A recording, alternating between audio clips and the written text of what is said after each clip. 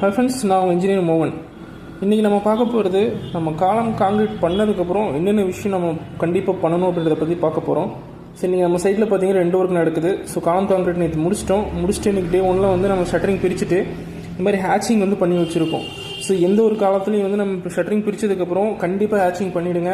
So இந்த hatching பண்ணினா மட்டும்தான் நம்ம அடுத்து பண்ண போகிற பிரிக் ஒர்க்கும் சரி, நம்ம காலம் மேலே பண்ண போகிற பிளாஸ்டிங் ஒர்க்கும் சரி, அந்த மாட்டர் வந்து கிரிப்பாக நிற்கும். ஸோ கண்டிப்பாக வந்து காலம் காங்கிரீட் பண்ணதுக்கப்புறம் ஹேச்சிங் பண்ண மறந்துடாதீங்க.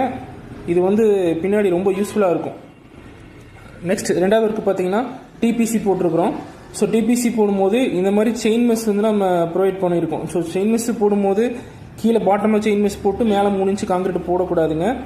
எப்போவுமே செயின் மெஸ் வைக்கும் போது நீங்கள் வந்து ஃபஸ்ட்டு 2 இன்ச்சு காங்கிரீட் போட்டுட்டு அதுக்கப்புறம் மேலே செயின் மெஸ் வச்சுட்டு அதுக்கப்புறம் தான் மறுபடியும் வந்து ஒரு லேயர் காங்கிரீட் போடணும். ஸோ டிபிசி போடும்போது நீங்கள் 2 லேயராக போடணும் செயின் மெஸ் வச்சுட்டு.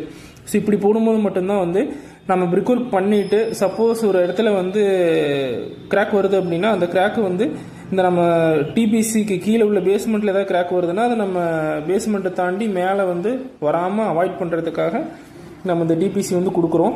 ஸோ இதே கான்செப்ட் தான் வந்து உங்களுக்கு சில் காங்கிரீட் அப்படின்றதும். ஸோ பேஸ்மெண்ட்டு இந்த ஹைட்டில் இருந்து நம்ம சில் காங்கிரீட் வரைக்கும் உள்ள வாலில் ஏதாவது கிராக் வந்துச்சு அப்படின்னா அது சில் காங்கிரீட்டோட வந்து ரெஸ்ட் ஆகிறதுக்கு நம்ம சில் காங்கிரீட்டில் வந்து இதே மாதிரி செயின் மெஸ் வச்சு வந்து ப்ரொவைட் பண்ணுவோம்.